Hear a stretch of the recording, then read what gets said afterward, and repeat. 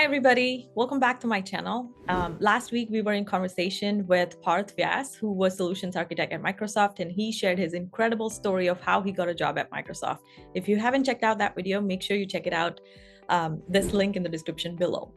And in this week's video, we have Pranath Sharma joining us from Delhi, India. He's a fellow Amazonian and a great programmer. So let's welcome Pranath Sharma. Hi everyone, my name is Pranath. So I have done my bachelor's this year from computer science engineering from Ajay Kumar Garg Engineering College, Ghaziabad. And currently I'm working at Amazon as SDE1. Thank you, Pranath. So how long have you been working at Amazon? So I joined Amazon as 6 months SDE intern in the month of January this year. And at the end of the internship, I got the full-time offer. So I joined back Amazon as a full-time SDE in the month of July. So since then, it's been around 4 months. Congratulations, first of all, getting in as an intern and then getting a full-time offer. That's a big deal. Congratulations. Thank you. So tell us a little bit about your experience. Like you got an internship and a lot of the viewers here on the channel want to know how to get an internship at Amazon. So basically, Amazon visited my campus last year and there were basically an online coding test. And then there were 2 interviews scheduled, which were mainly focused on DSA. So clearing those interviews would get you an internship at Amazon. Okay. And how did you prepare for those tests? What materials did you use? So I had prior programming experience. So basically I did some lead code and Geeks for Geeks. And I think that was overall, my preparation. I did not specifically prepare for Amazon. My preparation was, completely generic. Perfect. So you mentioned that you got into competitive programming. Tell us a little bit about what inspired you to go that direction? I got inspired from my seniors. I got to know about competitive programming from my seniors. There was a workshop conducted in my college when I was in first year, at the end of my first year. So I got a bit of the introduction about competitive programming. I explored myself a lot, about this area. And I started doing HackerRank initially and then moved to CodeChef and Codeforces. And I found out that it is something which is, which is interesting. So I just, continued doing it for, the rest of my college. That is great. So did you use any YouTube videos for reference, or did you go to your teachers or your seniors when you had a doubt? Initially, it was just the seniors. I used to go to them. I used to, ask my doubts to them. And later on, when I was in 3rd year and the 4th year, it was mainly YouTube. I followed Striver, Take You Forward a lot.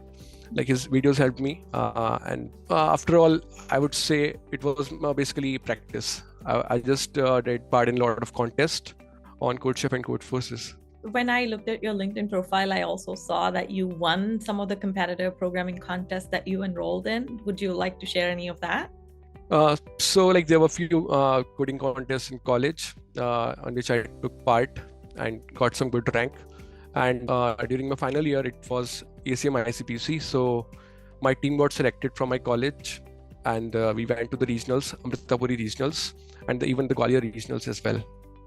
Great, congratulations on that. So now, for all our viewers, all the materials that Pranath has been mentioning, I will be linking them in the description below, so make sure you check it out.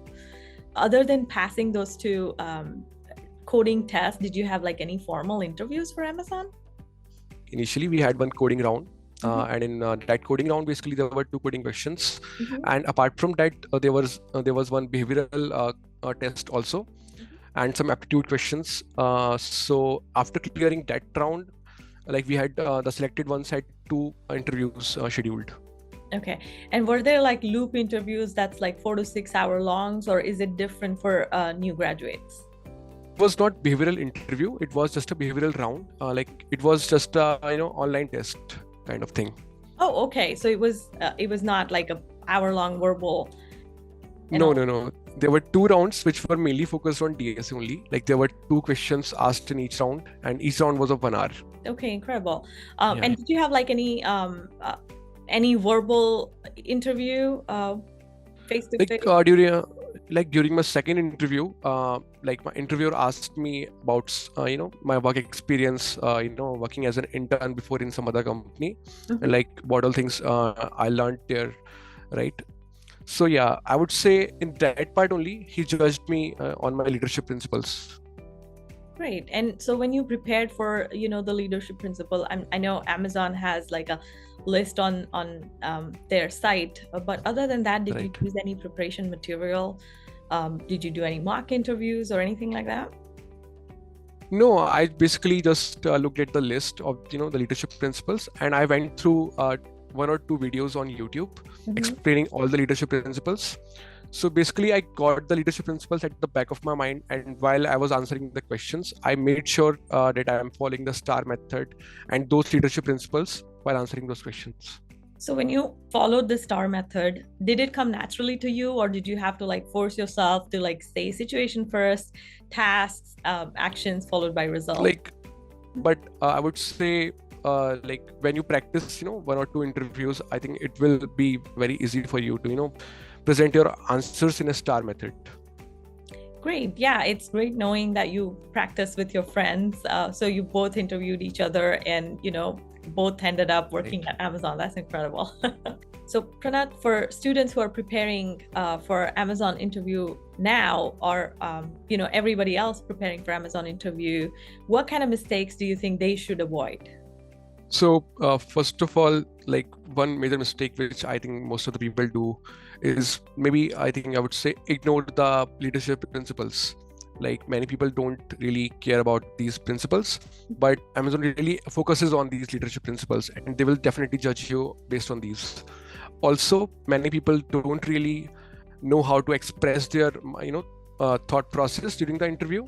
So I think that is one area I think which everyone should work on, because even if you know the answer correctly, even if you know the whole solution, like you need to share it with the interviewer, and for that you need to practice. I would say practice with your friends, give some mock interviews, right, and make sure that whatever you are thinking in your mind, you can express it to the interviewer.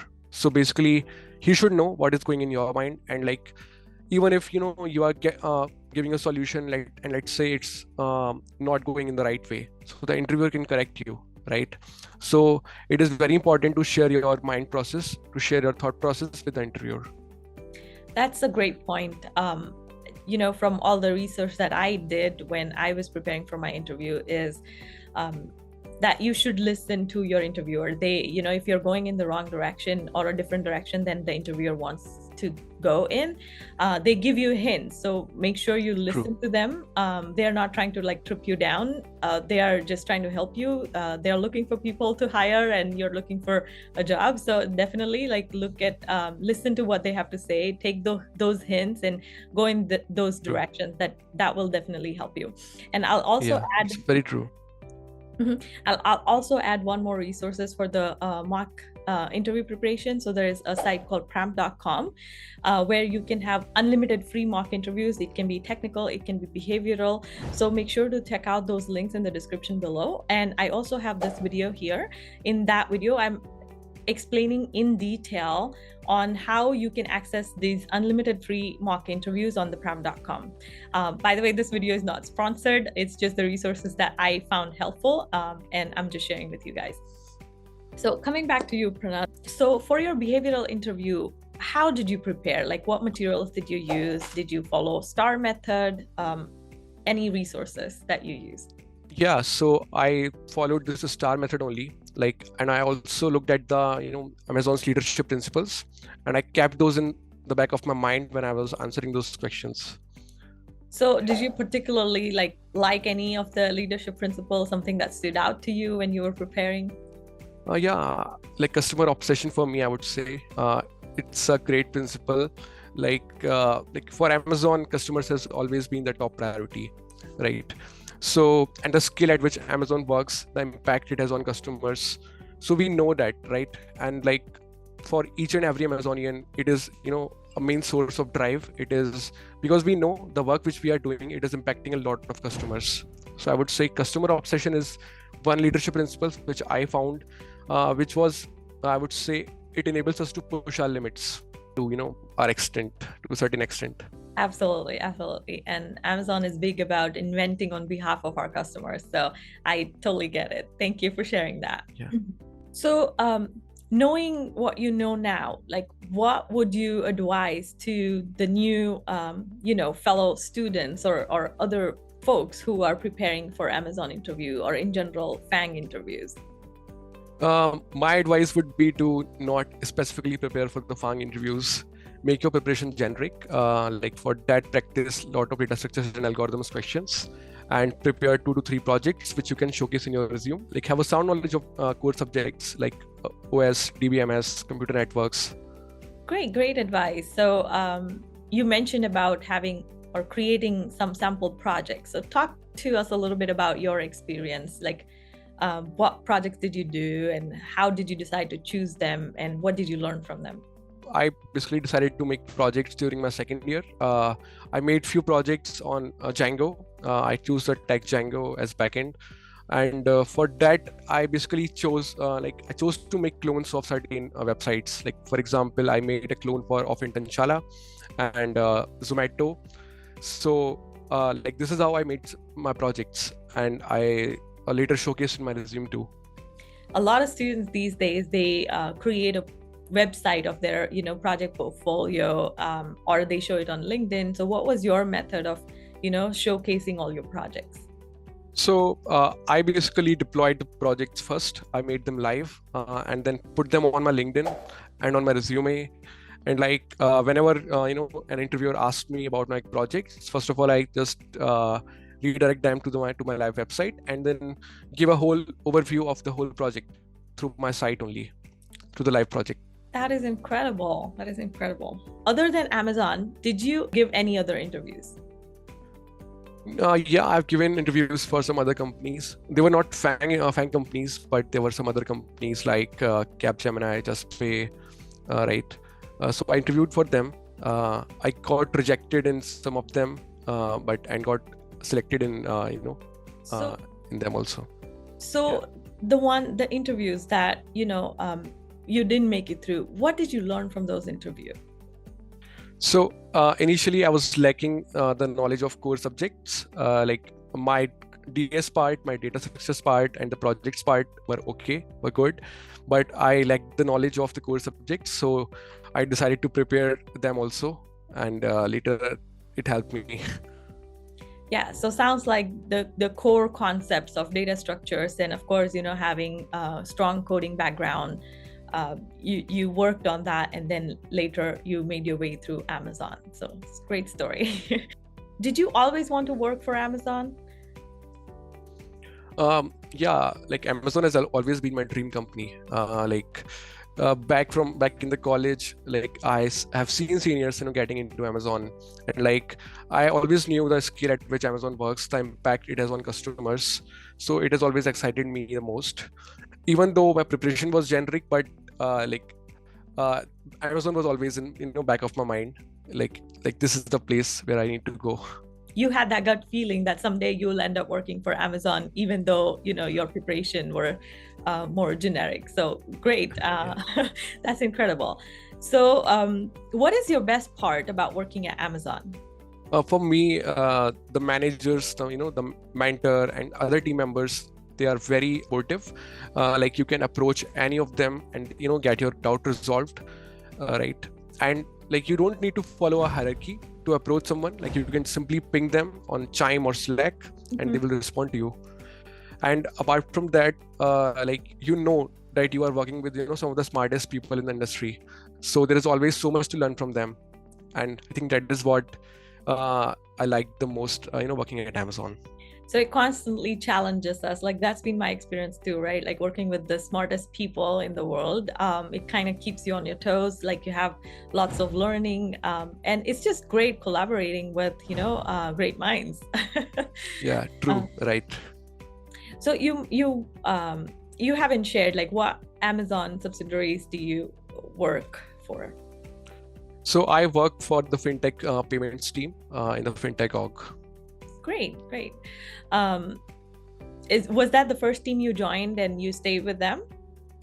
Yeah, so I joined as an intern in the same team and later got as a full-time SDE in the same team. So how did it feel when, Amazon gave you like a full-time offer um, of employment? So like it was a great feeling because like I was a bit anxious whether or not I will get the full-time offer or not.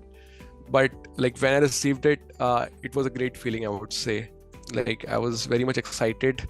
Like now I have like now I will be an STE, a full-time STE, and I will be doing some good work. So yeah, that was a great Incredible. feeling. So what was the reaction from your friends and family? They were super happy. Like my parents were super happy, and even my friends who were interning at in the same company, even they got the full-time offers. So like everyone was happy for each other, and like we have always been together throughout the college. So yeah, it was a great feeling. I would say it was very overwhelming. It is incredible that the people you went to college with and now you'll be working in the same company. So, carrying that bond from college to your corporate life, it's a great thing. Other things stood out for you working at Amazon, like any unusual or incredible, great things that you might have seen at Amazon? Support of my team members. Like the support which team members give you, the doubt resolution which they provide, like the perspectives which they give, it is incredible, I would say. And there is like each time when you give a let's say a perspective, they really appreciate it, they accept it, and they discuss over it. Like it's not that they just ignore it, they do a profound discussion over it. And there is definitely, I would say, so much to learn each day. Like I think that's one of the reason Amazon says it's always day one. So I would say these are things which really stood out for me. And I think that's the main source of motivation for me each day. That's great. I can echo what you mentioned about like having a very heavily feedback driven culture where people provide, their perspective to each other and, take the idea to the next level. So yes, that's absolutely incredible. Has been my experience as well. So do you, in your teams, do you see people quoting out like leadership principle every time you have to make a decision or yeah, definitely. Like each team member, they very much focus on these leadership principles even while doing the normal coding work. They definitely also like there is a leadership principle called ownership. So every member is they take ownership of their own tasks, and they pick tasks and they make sure that this task is done in the due time. So I think I would say these leadership principles are in the blood of every Amazonian, I would say. Absolutely. So when I first time found out about these leadership principles, I was really impressed, right? And I was curious to know like how what kind of impact does it have when everybody in the company is following these type of leadership principle in order to make their day in day out decisions, and the impact is definitely profound and visible to everybody. So any other last piece of advice that you would give our viewers, like any mistakes they should avoid or anything they should follow, or how particularly they should prepare, if anything that you didn't cover, then you would like to add now? I would say, like, if you're a fresher and you're preparing for the SD role, just make sure that you have a strong knowledge of data structures and algorithms. Practice as much as you can, and also make, I would say, 1 to 2 projects which are really important, and have a sound knowledge of the core subjects. Like, don't ignore those subjects like OOPS, DBMS, and operating systems. Like, they are really very important. And make your practice more structured. Like, nowadays there are a lot of resources, so make sure you follow the right resources and have fun, I would say. So did you prepare like every day 1 hour or 30 minutes every day you spent on preparing on these core subjects, or did you take any tuitions, or like walk us through a little bit of your journey in that direction? So back when I started, like initially I used to pick random questions, and random topics, and like I did not follow any specific order of topics and order of questions. So I would say it was not the very right way of doing, data succession algorithms. So like later on, I realized that this is not the right way. And I later on, basically, I picked one topic and I practiced around 20, 30 questions on it. And when I get the feeling, like now I'm okay with this topic, like now I have good knowledge on this topic, then I move to another topic, and this is how I practiced most of the topics of DSA. That's actually a great advice. So yeah, instead of hopping around on topic to topic, doing one or two examples without developing the deep understanding of each topic, that's just going to cause you more work and less success. Right. So make sure you pick a topic, deep dive, learn as best as you can, and then move on to the next one. So that's a great advice. Thank you, Pranath. Thank you for interviewing with us today. Thank you, Pratiksha. It was nice talking to you. Same here.